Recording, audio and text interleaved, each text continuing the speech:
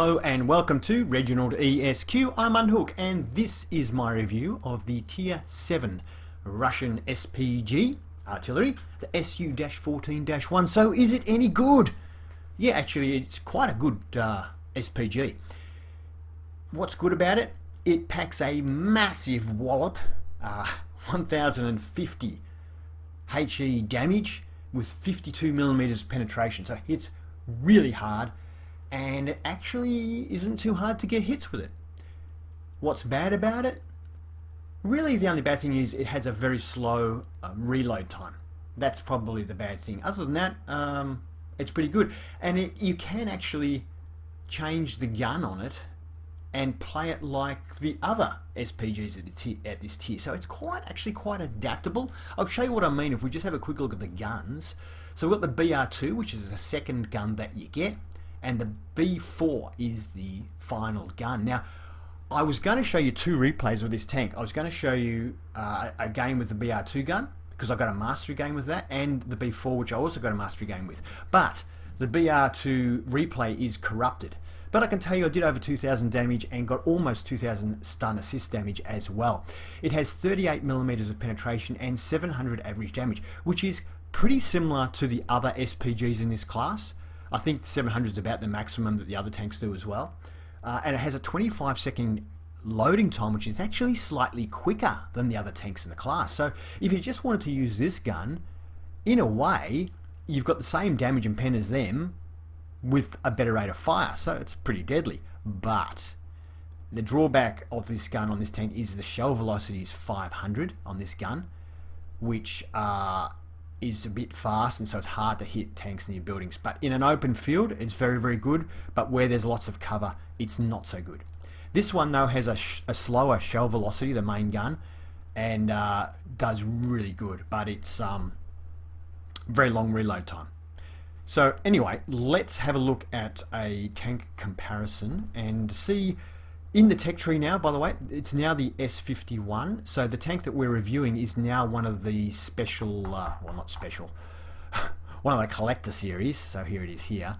It's not in the tech tree anymore. It was in the tech tree when I first bought it. But is it better than the S51? Well, let's have a look. We are observing the TanksGG website. Thank you, TanksGG. Now, the tank, our hero here, is on the left. Next to it is the tank that has replaced it, the S51, and then we've got the others, of course. So looking at penetration, 52mm, awesome, is way better than everyone else. 40mm for the Lorraine. Now, when I'm talking about this, it's the same gun on the S51, so when I say it's awesome, they're both awesome. 1050 damage, way better than everyone else. The next best is 700. So, way better penetration than everyone else, way bigger HE damage than everyone else. So this thing just smashes tanks. Not only that, but the explosion radius is massive. Where is it here? 10.9 meters versus the next best is the Lorraine, the French one, with 8. The worst is 7.2 on the Crusader. So really, really great. If you manage to, if you're shooting at the front lines and there's like a bunch of heavy tanks grouped together and you just splash right in between them, you can hit 3 or 4 tanks at once. You're doing damage to them all. You're stunning them all, and because on the front line everyone's shooting them, and you just rack up stun damage and stuff. It's really devastating. It's worth taking your time to aim at a good target with this tank because the devastation is so great. Now, the shell velocity is also the best in class at 425. The next best is 440, and the worst is the poor M12 with 490. So amazingly good.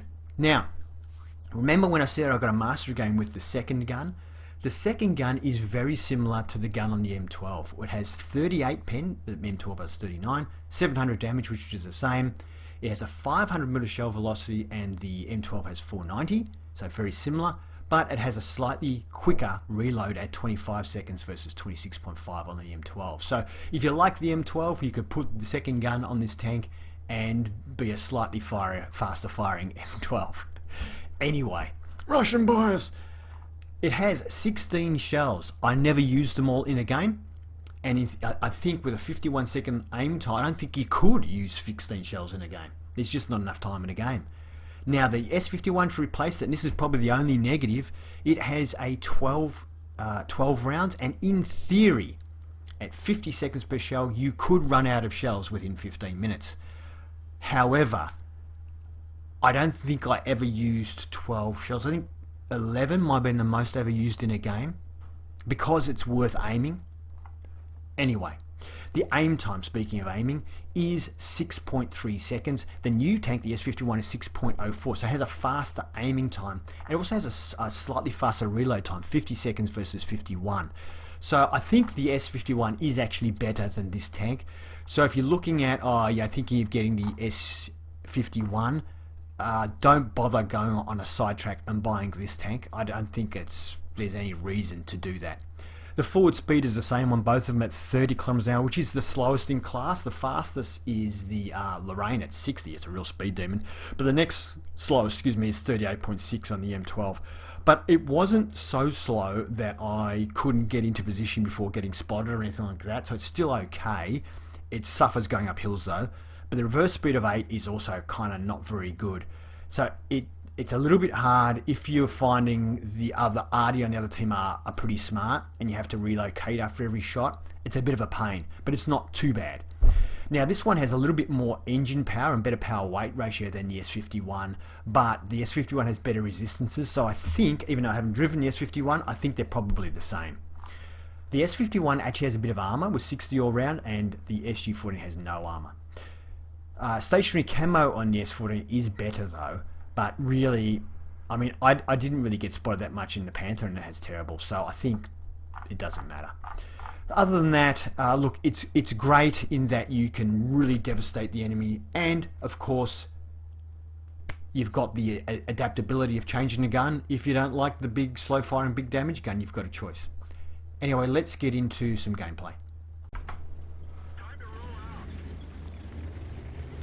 Alright, so the map is Prokhorovka, and I'm going up into the top corner here.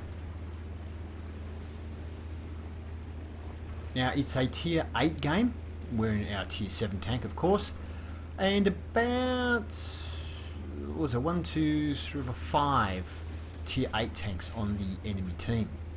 Actually, I wonder if I can get it to display the actual tank names. I don't know why it's not doing that. There you go. Does that tell us? That tells us the tanks. There we go, without putting people's names on. So we can see what tanks the enemy's got.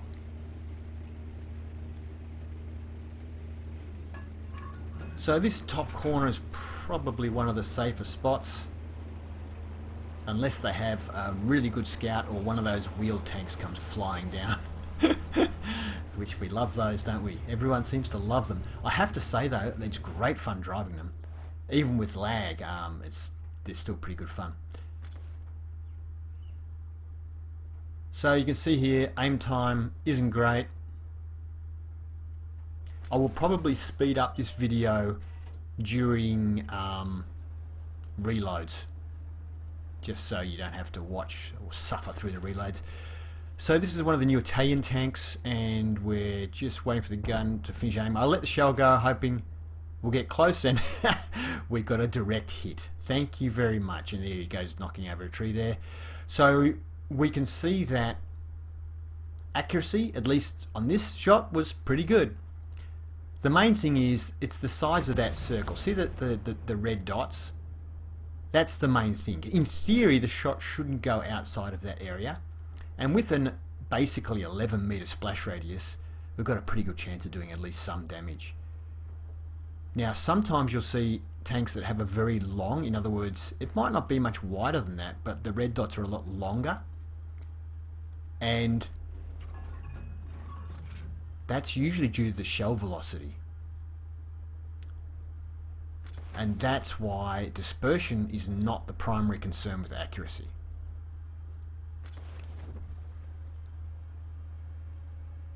Because the lower the velocity, the higher the shell has to go, and the more likely it is to come down on top of it. And you're seeing here we're at longer range, and look how small the circle is now.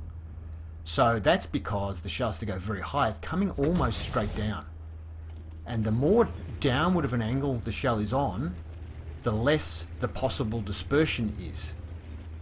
So this is why shell velocity is the key and not dispersion on SPGs. So as you can see, the reload is long, and when nothing's being spotted, I'm just looking around at bushes and I'm trying to see if I can see the enemy artillery firing.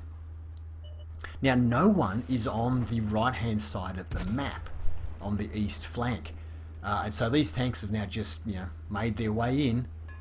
Now the that's a tank destroyer, T7 tank destroyer, and from what I remember doesn't have the best armor, and we just got a direct hit. So I'm guessing we did a fair bit of damage there.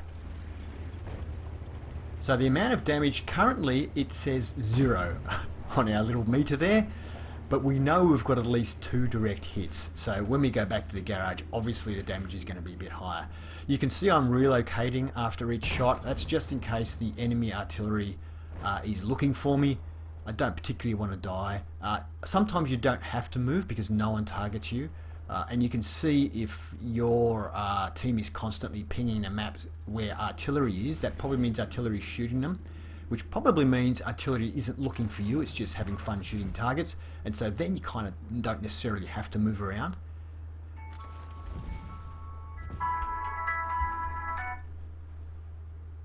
Scorpion would be nice because it has no armor, but unfortunately someone else gets it first, but we're still in a relatively good spot to let the shell go here.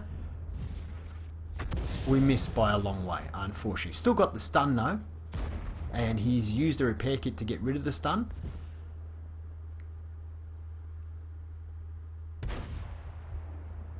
We'll just speed it up a little bit now. Oh, we'll go back to normal speed because I don't know if I'm going to shoot. So they're already starting to come over the railway line, but coming over that railway line is pretty dangerous. They are pretty safe from arty when they're sitting on the other side though, if they're on the slope. I'm not reloaded yet, so I'm trying to move my gun slowly so as not to throw my aim off. So I can't get him there. And this guy's dead. So now we're finally reloaded. Too late, of course. But I see these guys think, well, one of them might try and come over. So we've got to re-aim again. Now I'm using the right mouse button to keep my aim where it was. So it just keeps aiming in there. And just had a look to see if the other target was worth switching over to. So it's a good idea to, in artillery, always use the right mouse button to hold your aim where it is. Now let the shell go here. And we get a little bit of damage, 121, but we get stun, and we just got 1100 stun damage there.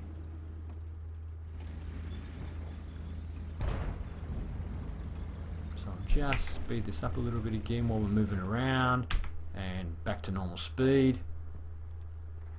I think I'm back to normal speed. T28.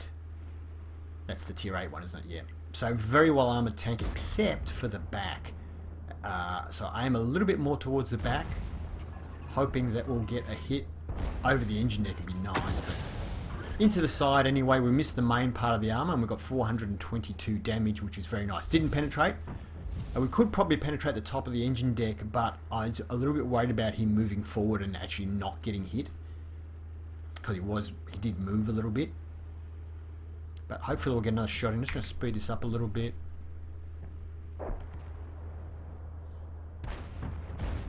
And back to normal speed now.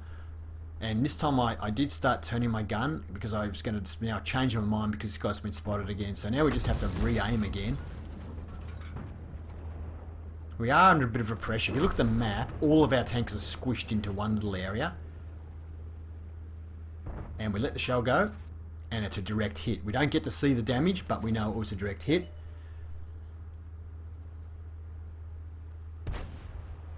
So one good thing is with me being squished into this corner, it means I've got a lot of tanks protecting me basically in a semicircle.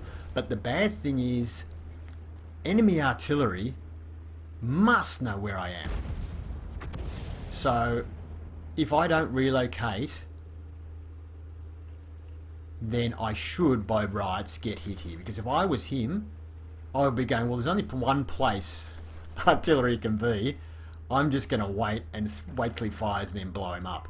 So that's what he should be doing. And we missed. That was a bad miss. I don't really know why that missed. Now you can see here I haven't relocated. That's really, really bad on my part. And by rights, I should blow up in a second.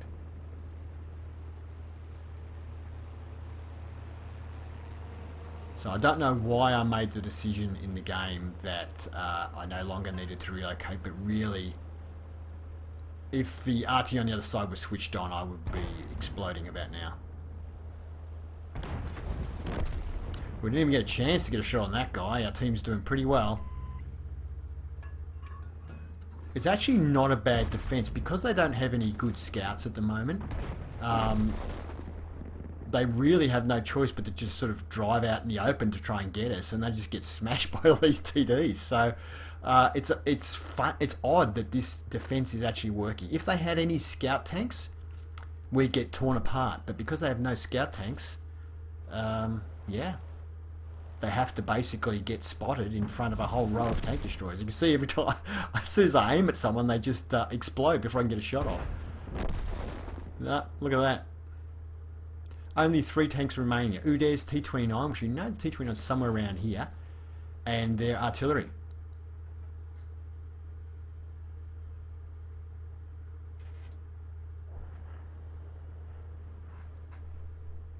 I might just speed this up a little bit till something gets spotted. We're running it 2 times. I let the shell go here, and it hits. Did we splash the T-29 there? We may well have done. I wouldn't be surprised if that's where he is. We'll speed it up again 2 times. That feels like more than 2 times. No, it is 2 times. Okay, 2 times.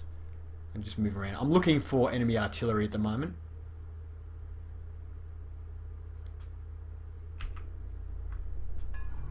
Oh, did I see something there? I'm aiming in there for some reason. Now, I was almost fully aimed, but my tracks must have moved and I lost my aim there. Back up to 2 times. So, sorry for this, folks, but end game, and they obviously don't want to come out in the open. The only ones left are the smart ones. So I'm looking for RT over here. And the T-29 has reappeared, so back to normal speed. Just taking my time, there's no rush here. Let shell go now. Ouch. 389. I'll speed this up to 2 times again. Looking for Artie again.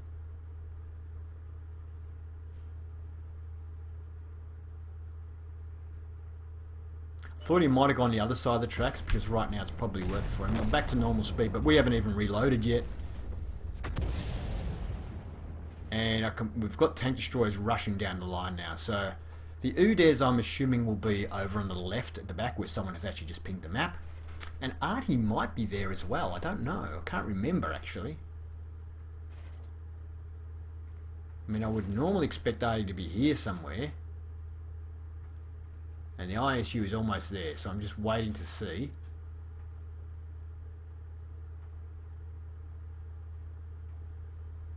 But you can see how small the dots are around our aim point there, and why. That's one of the reasons why this is so good. Now you see it drifting there. That's just something to do with the replay. If you stay in the same spot for a long time on the replay, it goes a bit funny. Yes, that's just a replay bug. So now I can see the RHM is coming down. So we missed Artie, and Artie is right up on the hill. That was pretty smart of him to get good shots from the hill. So I'm assuming the Udes is going to be around about here somewhere. So I'm not switching to the Artie. I want to get the Udes because it's going to have more hit points. I'm just waiting for it to be spotted.